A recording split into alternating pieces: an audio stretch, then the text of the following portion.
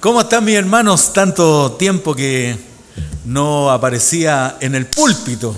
Estuve visitando iglesias, predicando en la iglesia de Caleretango, en la iglesia de Pirque.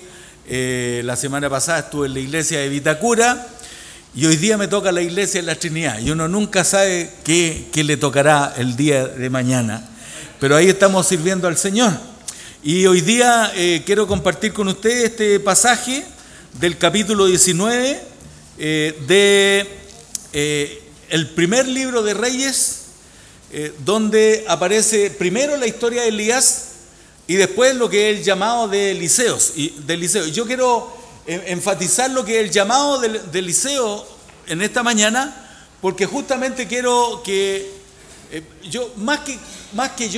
es que Dios quiere que de alguna manera, así como me confrontó mientras yo hice mi devocional en la mañana y escuchando al doctor Contreras hablando sobre ciertos aspectos de este pasaje, creo que Dios habló profundamente a mi vida con esta palabra y creo que Dios quiere también para ti en esta mañana que tú reflexiones sobre tu llamado, de que tú pienses de que un día Dios se te apareció en el camino, hizo un llamado divino a tu vida y que de ahí en adelante tu vida tiene un propósito bien definido, bien establecido, y Dios quiera que no nos apartemos de este propósito, porque si no nos encontraremos como personas insatisfechas viviendo lo que Dios no quiere que vivamos o sufriendo de repente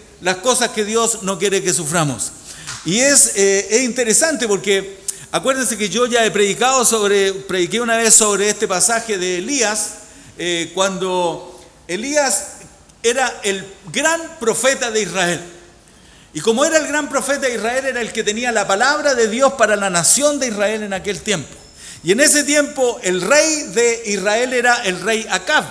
Ustedes se deben acordar muy bien, porque Acab tenía de esposa a una mujer muy especial, mala, esta sí que era mala pero perversa.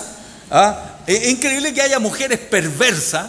Yo he conocido hombres perversos, pero esta mujer perversa pero total. Y esta mujer, cuando ve que el profeta Elías le cortó la cabeza a los 400 profetas de Baal, servidores del diablo, y esta mujer también servidora de Baal, adoradora del diablo, con un espíritu maligno tremendo, esta mujer de alguna manera se siente pero muy pasada a llevar con lo que hizo el profeta Elías y manda un mensaje a Elías diciendo: así me hagan y me añadan los dioses, si mañana a esta hora yo no te corto la cabeza a vos. Entonces, yo creo que tiene que haber dicho así, porque era mala. Entonces yo pienso en un hombre de Dios y no me cae en la cabeza la reacción de este tremendo hombre de Dios que hace con su oración llover fuego del cielo.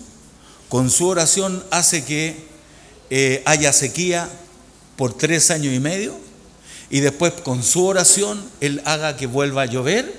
Un hombre que tiene el poder de Dios en su vida y que no tiene que tener temor de nada porque Dios está con él. Y eso es para ti y para mí en esta mañana. Tú no tienes que tener temor de nadie ni de nada porque Dios está contigo. Y si Dios está contigo, ¿quién contra nosotros, mi hermano? ¿Quién te podrá hacer daño? ¿Quién podrá invalidar la obra de Dios en tu vida? Nadie. Pero déjenme decir 2 cosas a manera de introducción, producto de esta situación.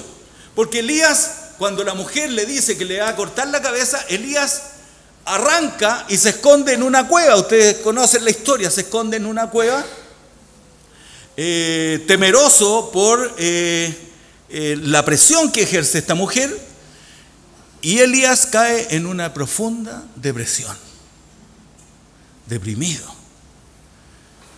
Y en ese momento se aparece Dios.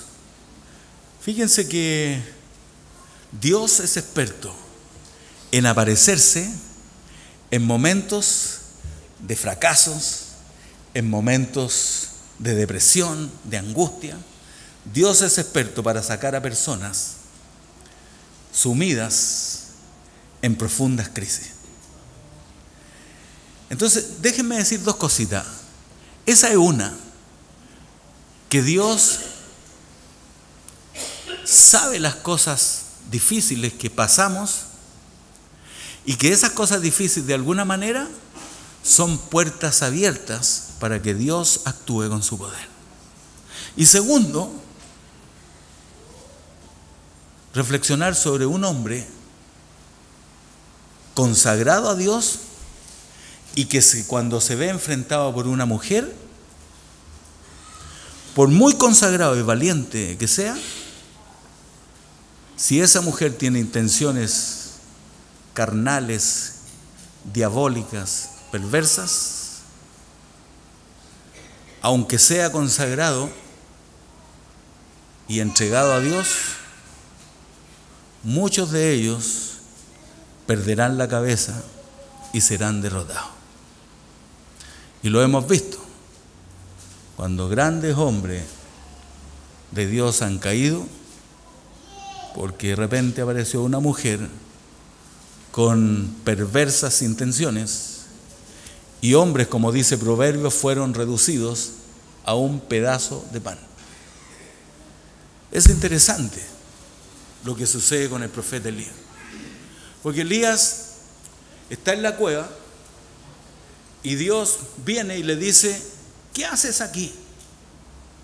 Y Elías dice: lo que pasa es que los hijos de Israel, tus hijos, tu pueblo, han dejado tu pacto, está la escoba en el pueblo, y yo soy el único que ha quedado y me buscan para matarme.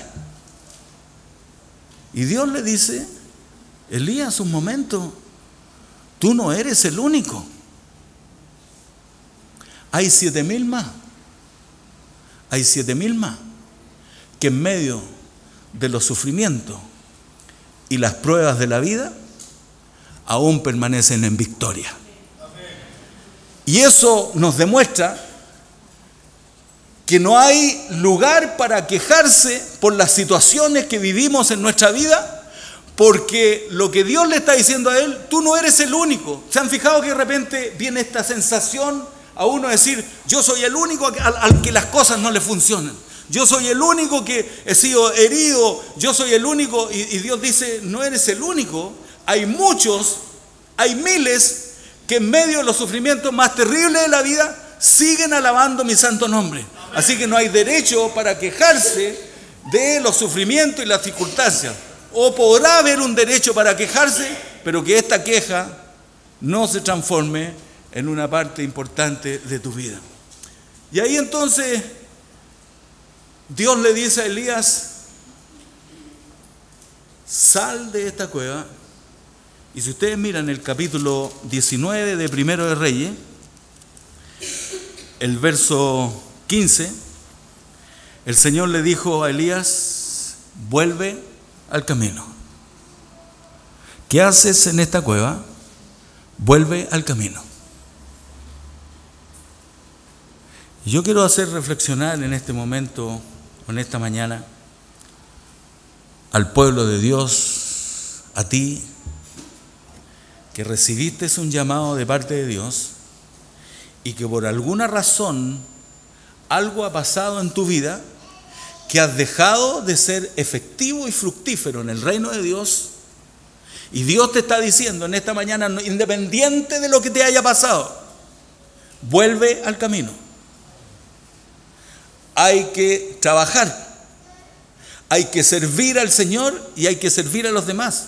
Y eso le dice Dios al profeta Elías: vuelve al camino y llegarás a Damasco, ungirás a Hazael por rey de Siria, a Jehú hijo de Nimsi ungirás por rey sobre Israel, a Eliseo hijo de Sabat, y empieza a darle una serie de mandatos acerca de obligaciones que él tenía que cumplir. Entonces, si ustedes miran bien, ustedes se darán cuenta que no hay ¿cómo lo diría? No hay tiempo para detenerse. No hay tiempo para parar en el servicio al Señor. No hay tiempo para detenerse en situaciones o enfrascarte en situaciones que te alejan del propósito divino. Y por eso es importante reflexionar en nuestro llamado. Dios te llamó un día y Dios te llamó para cosas grandes. Para cosas grandes y ocultas que tú no conoces, dice Jeremías. Dios te llamó con un propósito establecido. Y tú tienes que volver a ese propósito, volver al camino. ¿Por qué no le dices al que está a tu lado, vuelve al camino, mi hermano? Vuelve al camino.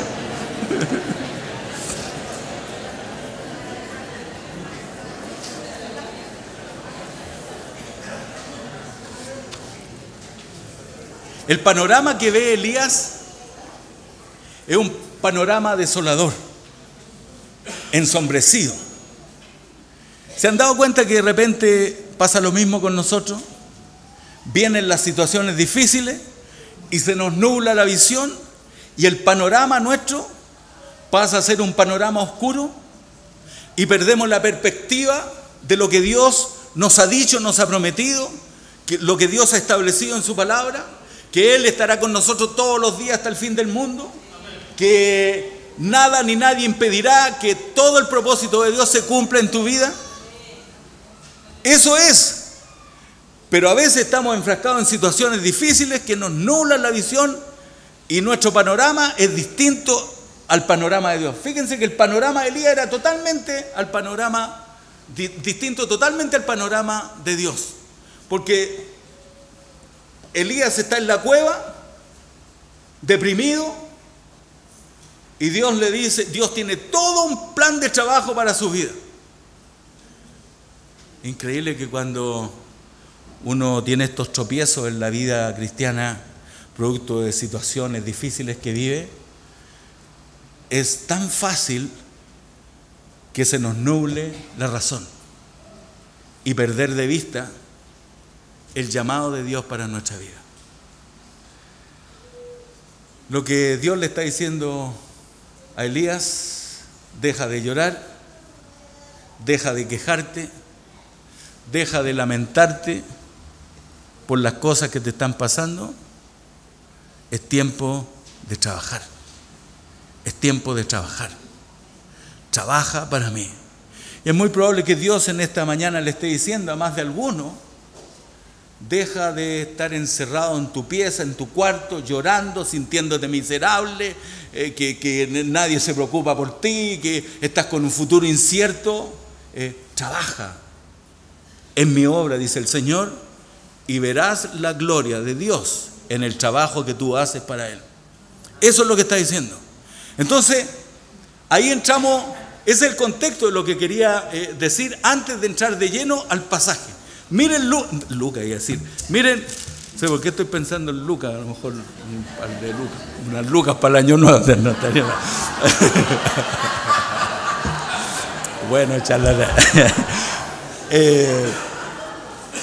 Eso no lo grabe, mi hermano, después lo edita usted. Fíjense en el llamamiento de Eliseo. El llamamiento de Eliseo es tu vida, es mi vida, es la vida de los que han sido llamados por Dios. Fíjense lo que dice. Miren el Dios sorpresivo. Elías se aparece en la vida de Eliseo. Elías estaba a punto de ser arrebatado al cielo por Dios. Acuérdense que Dios se lo llevó. No es como el marido de la Pati Maldonado, que la Pati Maldonado dijo que se lo hayan llevado los hombres. Mentira. El gallo estuvo una semana jaraneando.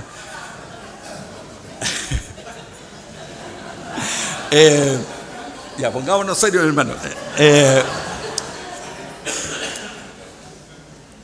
Fíjense lo sorpresivo que es Dios. Porque Dios, a través del profeta Elías, se aparece como de la nada. Es interesante porque Elías iba a dejar su ministerio y Eliseo iba a tomar el ministerio profético en Israel. Entonces Elías llega a hacerle el llamado divino a Eliseo. Y es sin fanfarria, sin alarde. Fíjense que en ningún momento Elías le dice, Eliseo, vengo de parte de Dios, traigo un plan trazado para tu vida, de ahora en adelante tú serás el profeta de Israel, porque yo me retiro, doy un paso al costado. Nada de eso. Dios es sigiloso, es sencillo, pero profundo, es sorpresivo. Y déjenme decirle una cosa, en este 2013, independiente de las cosas que hayan pasado en nuestras vidas, el año 2014, Dios tiene muchas sorpresas maravillosas para su pueblo. Y yo lo tomo en esta mañana como una palabra de Dios para mi vida. Dios ministró a mí con esta palabra en esta semana. Y Dios tiene sorpresa. ¿Y quién nos dice que Dios, en medio de tus luchas, de tus temores, de tus inseguridades y de las cosas que estás viviendo, de diversas situaciones, quién nos dice que Dios está cerrando un ciclo a lo mejor en tu vida para proyectarte hacia el 2014, para que veas y disfrutes de las sorpresas de Dios en tu vida? Porque Dios no es un Dios de rutina, no es un Dios rutinario, es un Dios activo que está creando constantemente y un Dios que quiere impartir vida, bendición. A eso vino el Señor, a bendecir. Yo he venido para que tengan vida y la tengan en abundancia. Dios no quiere que su pueblo sea miserable. Dios no quiere que su pueblo sea miserable. Entonces miren lo que pasa con... No hay ninguna fanfarria, como digo, porque Dios es sencillo y no hace alarde. ¿Se acuerdan cuando María recibe la noticia de que va a tener un hijo y que será el Salvador del mundo? ¿Qué le dice el ángel a María? Le dice que va a tener al que será el Salvador del mundo. Y María dice, ¿cómo será esto? No entiendo mucho, no he conocido varón todavía. El ángel no le da ninguna explicación. Lo único que le dice es, el Espíritu Santo vendrá sobre ti y el poder del Altísimo te cubrirá y sucederá todo lo que yo tengo establecido para tu vida. Y es lo único que necesitamos, que el Espíritu Santo venga sobre nuestra vida, que el poder del Espíritu me cubra y lo demás todo vendrá por añadidura, mi hermano. Dios hará su obra en nosotros. Y eso es lo que pasa ahí, porque digo que no hay fanfarria de nada. Imagínense a Dios haciendo todo un alarde acerca de lo que va a hacer, por ejemplo, la resurrección de Cristo, y Dios diga de repente, gente de este mundo, presten atención, porque ahora voy a resucitar a mi Hijo Jesucristo, el Señor, al tercer día, lo voy a levantar de la tumba y ustedes contemplarán un acontecimiento nunca antes visto en la historia. No es nada de eso. Nada de eso. Cristo resucitó, se movió la roca, apareció el Señor y nada de fanfarria. Son las cosas que Dios hace con uno en una forma personal, profunda. María guardaba todas sus cosas de Dios en su corazón. Las guardaba, no hizo alarde de aquello. Pero sí sucede algo interesante. Miren cómo llega el llamado de Dios a la vida de Eliseo. Verso 19. Partiendo él de allí, Elías, halló a Eliseo, hijo de Safat, que araba con 12 yuntas de bueyes, obviamente, y él tenía la última yunta. Y pasando Elías por delante de él, echó sobre él, sobre Eliseo, su manto. Lo único que hizo Elías fue que echó su manto sobre Eliseo.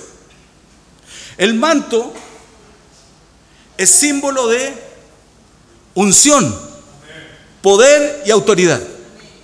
Cuando Elías se iba en los carros de fuego al cielo, dejó caer su manto. Eliseo tomó el manto, eso está en Segunda de Reyes, capítulo 2. Dejó caer su manto. Eliseo toma el manto, va a las aguas del Jordán, se para frente al río Jordán. Hay algunas que estuvieron en el río Jordán hace poquito. se para en el río Jordán y dice: ¿dónde está el Dios de Elías? Y sacude el manto y las aguas se abren en dos. No es que el manto sea milagroso, pero es símbolo del poder, la autoridad, la unción del Espíritu en la vida de una persona. Y fíjense que eso es lo único que hizo Elías con Eliseo. Y es lo único que Dios quiere hacer contigo y conmigo. Quiere que tú seas ungido con el poder del Espíritu Santo, que la autoridad de Jesucristo venga sobre tu vida y que tengas el poder para vencer las tentaciones que hoy día el diablo pondrá en tu vida y seas un cristiano o una cristiana victoriosa. Y eso es lo que sucede. Entonces, miren qué interesante, porque una vez que echó su manto sobre él, Eliseo no dijo nada. Lo único que hace es que le dice a Elías: voy a ir a despedirme de mi papá y de mi mamá. Y fue a la casa de su papá y su mamá y les dio un beso y siguió a Elías. Y eso nos muestra, dice que dejó los bueyes, dejó el arado, dejó la tierra, dejó la siembra, dejó las cosechas, dejó su trabajo, dejó todo lo que tenía que dejar para seguir al Señor. ¿Cuántos de nosotros hemos dejado cosas para seguir al Señor? Bueno, a veces esas mismas cosas juegan en contra. Pero Eliseo, una vez que vino el manto sobre su vida, soltó todo y siguió al Señor. Y es tiempo de soltar algunas cosas que están en tu vida y que muchas veces se convierten en un obstáculo para que Dios desarrolle todo su potencial en ti. Y es interesante porque Eliseo va, besó a su papá y a su mamá, vuelve, pero antes de partir hace algo extraordinario. Y yo quiero que nos quedemos con estas cosas porque son verdaderas perlitas de Dios que están metidas ahí en el pasaje y que de alguna manera necesitan ser reveladas. Y son extraordinarias. Miren el pasaje. Entonces, dejando en los bueyes, fíjense que dejó los bueyes, dejó el arado, dejó todo. Eso significa que cuando Dios te llama para cumplir su propósito en tu vida, de alguna u otra manera se deja una etapa atrás para empezar a vivir una nueva etapa con el Señor. Porque Dios es un Dios de cosas nuevas. Y miren lo interesante, porque Eliseo, ¿qué estaba haciendo? Estaba arando. Estaba arando la tierra. Y Dios normalmente llama a gente ocupada. Los perezosos tienen poco futuro en el reino de los cielos.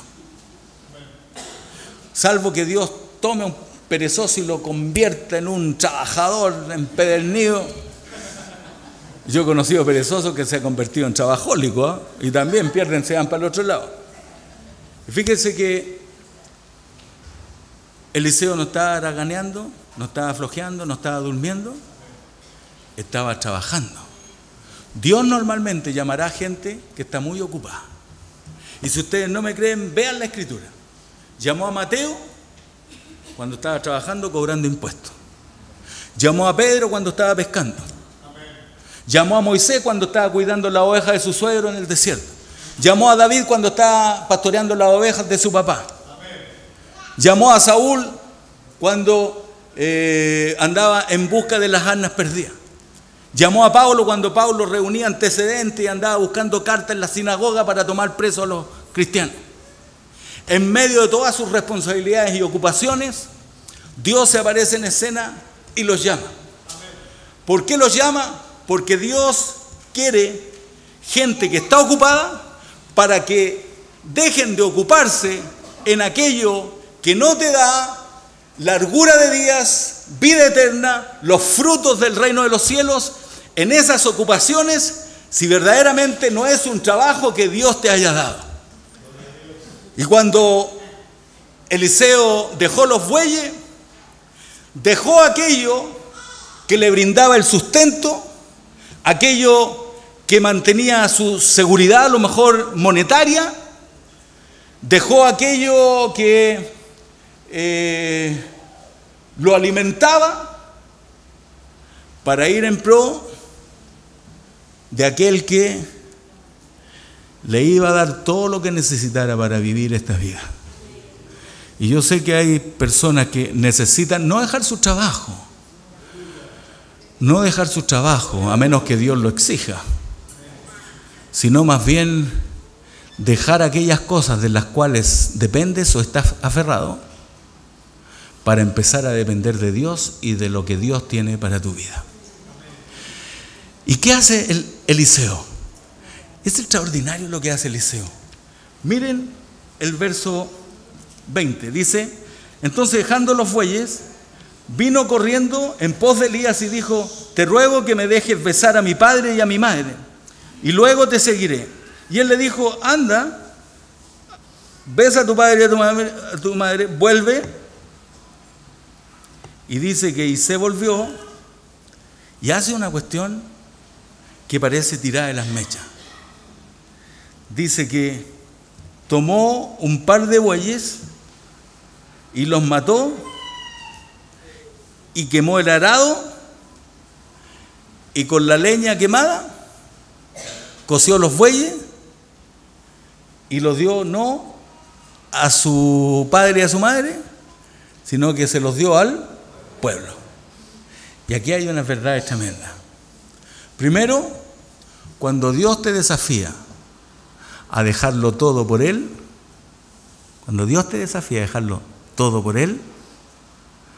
tú tienes que entender de que algo habrá que matar en tu vida. Para seguir a Dios siempre habrá que matar algo. Matar el egoísmo, matar el yo, matar las pasiones, matar la carnalidad, matar los vicios.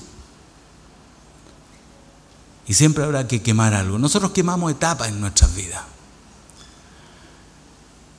Y Dios quiere que también quememos aquellas cosas que podrían ser un obstáculo para seguir al Señor. Matar y comer y quemar. Déjenme decirle que no es fácil, que yo fui confrontado por el Señor y yo tengo que matar algunas cosas y quemar algunas cosas que, lejos de ser un camino allanado para servir al Señor, son obstáculos. Al matar los bueyes y al quemar el arado, Eliseo dejó de depender de aquello que le daba el sustento para empezar a ser sustentado por Dios. Y ahí Dios le da el trabajo, le da negocios, le da lo que sea. Dios te dará su sabiduría para hacer contratos millonarios y todo lo que Dios quiera darte te lo dará.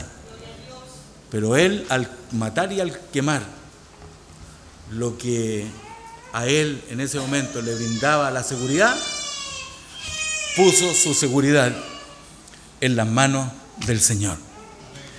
Y es interesante porque fíjense que hay puentes en nuestra vida que nosotros debemos cruzar. Y son puentes que de alguna manera nos van a llevar a cumplir el propósito de Dios en nuestras vidas. Pero hay puentes que habrá que quemar. David Sander dijo: una de las cosas más difíciles en la vida y duras son cuando uno tiene que distinguir entre quemar puentes y cruzar puentes. ¿Cuáles puentes hay que quemar y cuáles puentes hay que cruzar. Y déjenme decirle que hay puentes que uno tiene que cruzar, que son verdaderos puentes de fe, que uno tiene que cruzar para llegar a ver la gloria de Dios en su vida.